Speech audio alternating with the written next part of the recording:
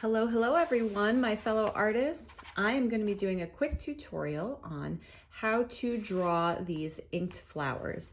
I am working with a class right now and we are going to be doing some of this loose watercolor with this pen and wash or ink and wash designs on top. So I wanted to do a really quick tutorial just on how to draw out the basic shapes of all of the flowers that I have here, flowers and leaves. So let's get to it. We won't be doing any of the wash right now, but just demonstrating the flowers.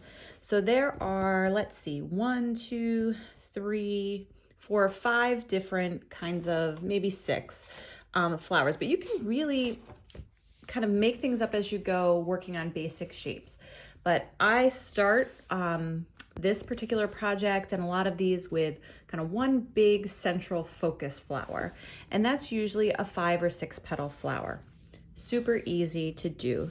First, you're going to start with your center. Just a circle right in the center. Does not have to be super neat.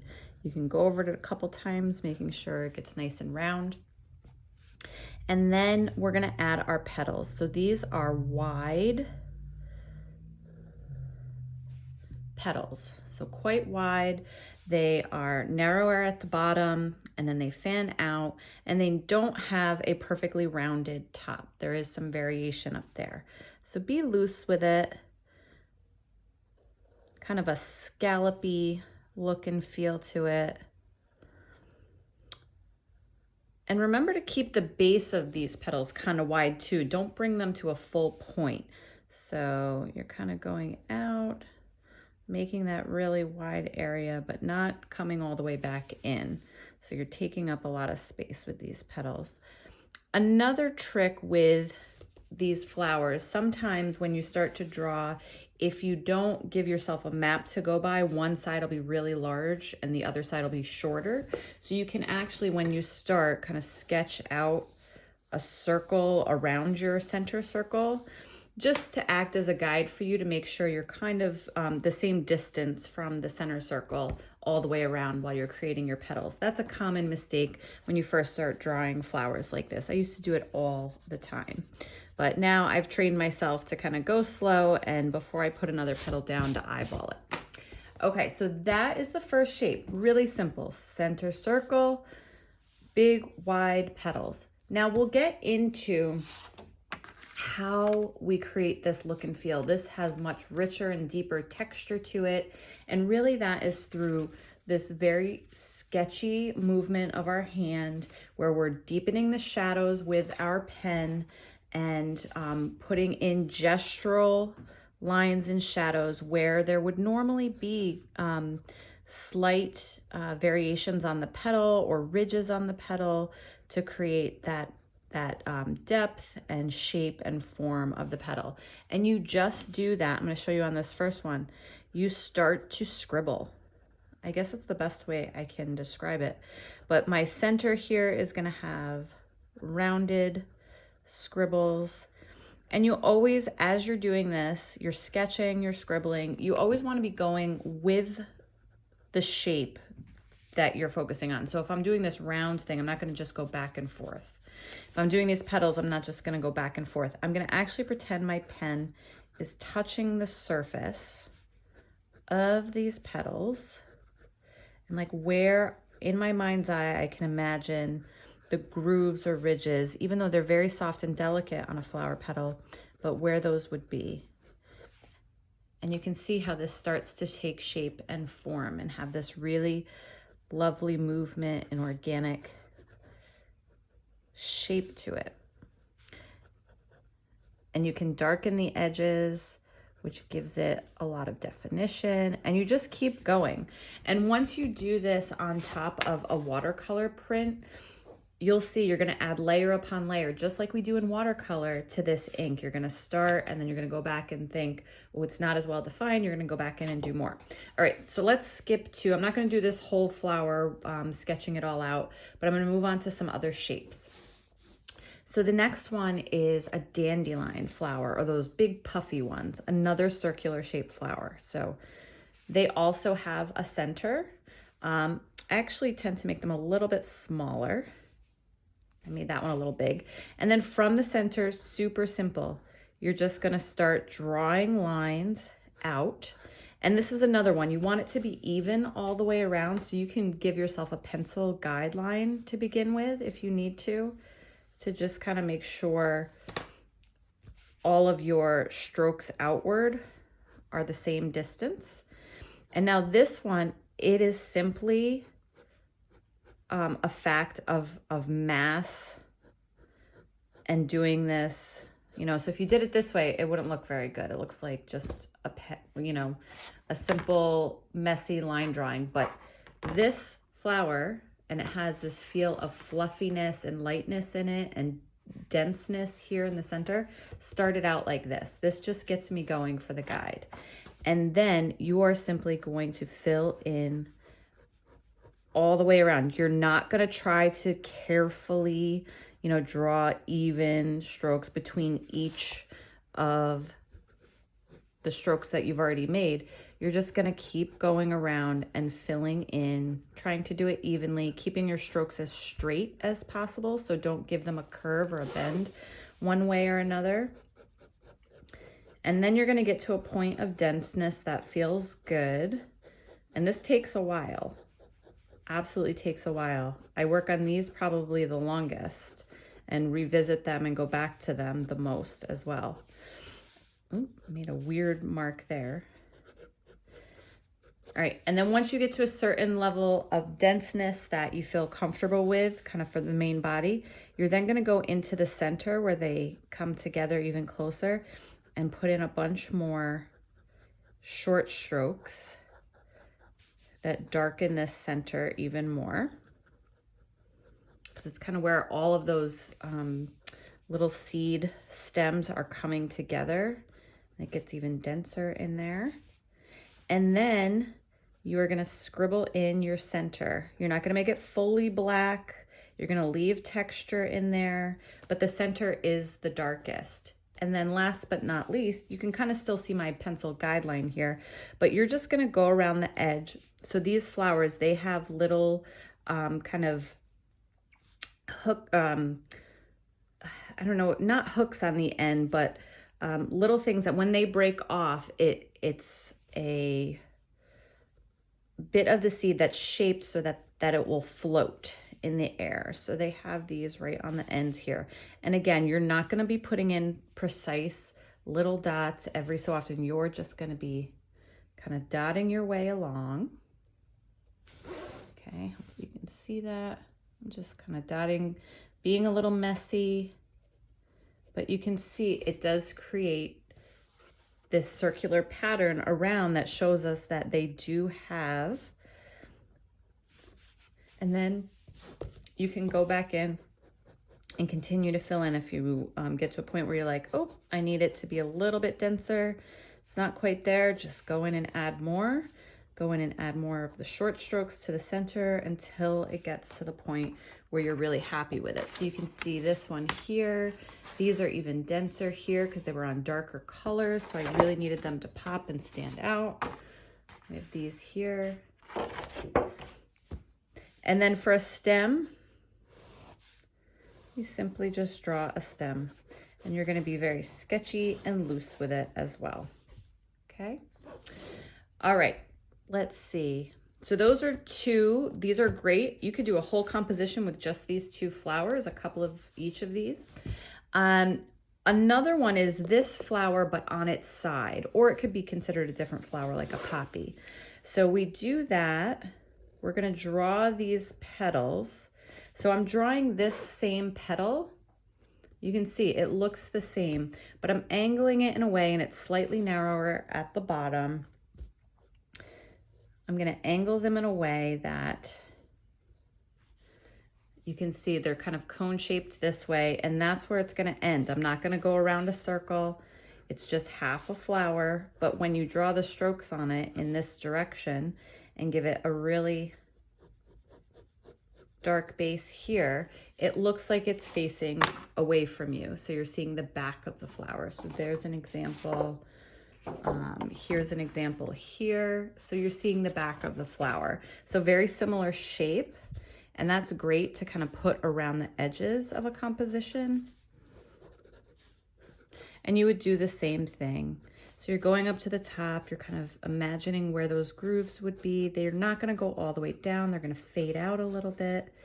And you're just gonna sketch them in. And then the stem really solidifies the fact that we're looking at the back of a flower when you put the stem in. And where the stem meets the flower, it's always a little bit darker. Okay, so we have our 5 or 6 petal flower, dandelion, the side view of our 5 or 6 petal flower. And now I'm also gonna show you a coneflower, or echinacea. I love these flowers because they're so beautiful and so easy to do. So on here, we're just gonna draw a gumdrop shape. Now this is that center cone around the flower. All right, so we draw in our gumdrop shape. Again, not gonna be too precious with it, not gonna be too, delicate with it. Just sketch it in that shape. Don't worry if it's all one line or 16 sketched out lines. That's totally fine. And then you're gonna start, I usually start in the center and I draw a petal. Okay, what you would consider a quintessential petal for a flower. And that's gonna be kind of your center guide petal. And now we're just gonna start angling our petals away. So it's gonna have a bit of a bend to it. It's not gonna be as long because it's kind of falling over onto the side. And then this one up here. And look, you can see they get cut off by each other as they kind of go around. And this one I might have drawn a little bit big for demonstration purposes. And then this back one is very short and you don't see the other ones all the way around the back. So this is your coneflower, the basic shape. So petal in the middle, and then you just start filling in around the outside and changing the angle of the petal and having them bend downward, because that's what a coneflower looks like. And then your stem would be, if you're taking, would be somewhere down here. So you obviously don't draw over that petal part, but just make your stem. Then you have your coneflower. You can erase this part. And the center and the petals are gonna be the same as these other areas. In the center here of these coneflower petals, you're gonna follow the shape of the petal, a few from the top, a few from the center. And then as we get closer to the center, it definitely gets darker and those lines get more condensed. And then the center of this is definitely a scribble, a doodle, kind of fill that in. You can make really thick kind of gumdrop shapes like this, or more squat, thinner ones like this. They come in all shapes and sizes. And I always leave the top or somewhere near the top. Maybe I'll put some marks like off the top here so you can see this texture, but I leave it a little lighter with only a few marks up there and darker towards the base of the flower, because that's how they usually look. They usually have like this yellow color that kind of peeks out from under all of the seeds that are gathered there in the center. All right, so that's our coneflower. And then again, you just start using your strokes from the center out and not drawing. So do not do this. Do not draw a line all the way out. That's not what you're going for. Short, choppy, sketchy.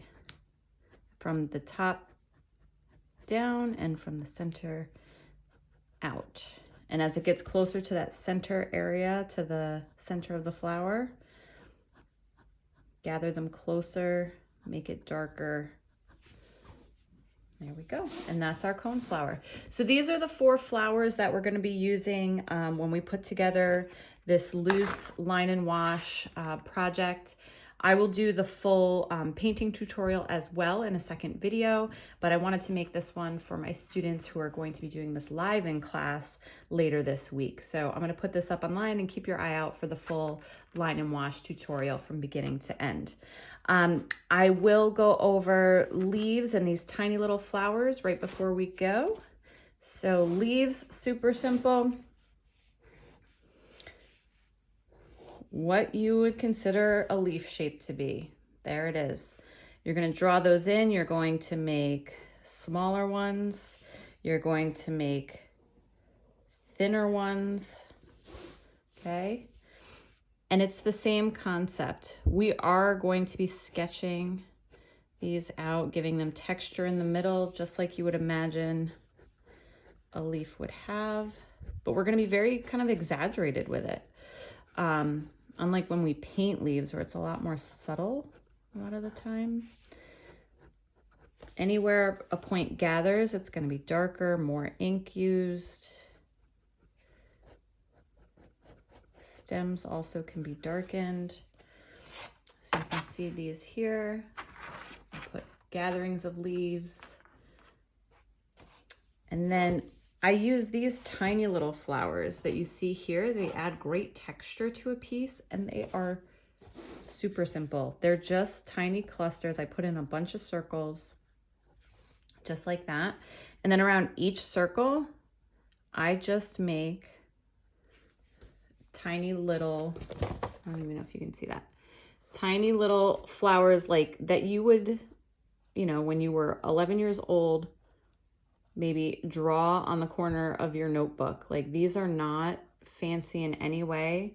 These are definitely stylized tiny little flowers, but when you put a bunch of them together and you start darkening some areas, letting them run into each other and overlap, they add this great texture to a piece. So you kind of get them really close together. So unless you're looking like really close at individuals, they actually just look like a bunch or a bouquet of little kind of forget-me-nots or other type of little flowers in there.